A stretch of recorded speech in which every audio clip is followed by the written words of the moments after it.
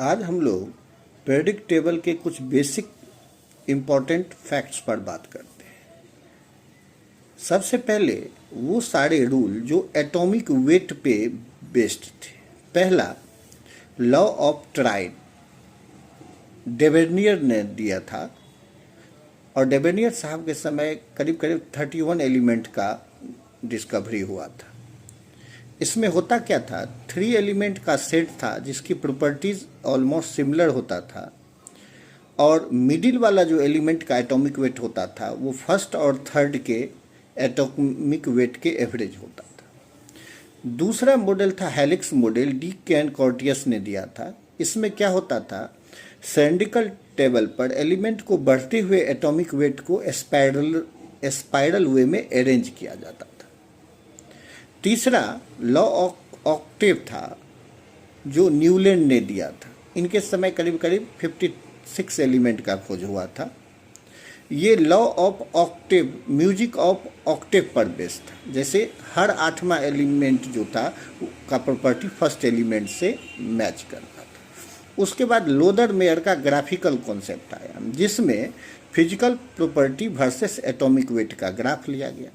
जैसे atomic volume, melting point, boiling point physical property में, तो atomic volume versus atomic weight का।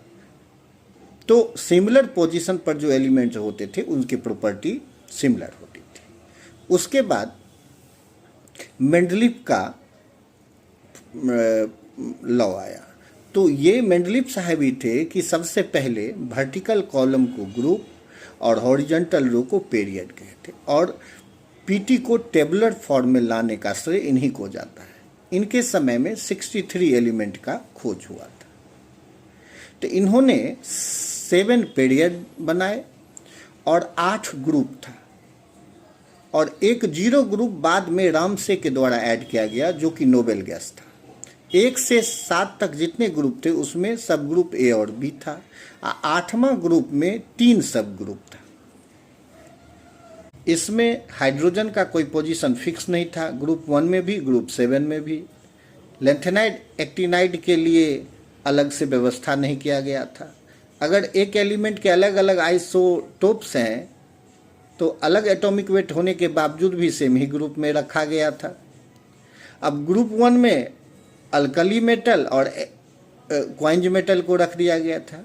Group 2 में अल्कलाइन अर्थ मेटल, तो जिंक वाले जिंक, कैडमियम, मरकरी वाले को रख दिया गया था। गैलियम को इका एल्युमिनियम और जर्मेनियम को इका सिलिकॉन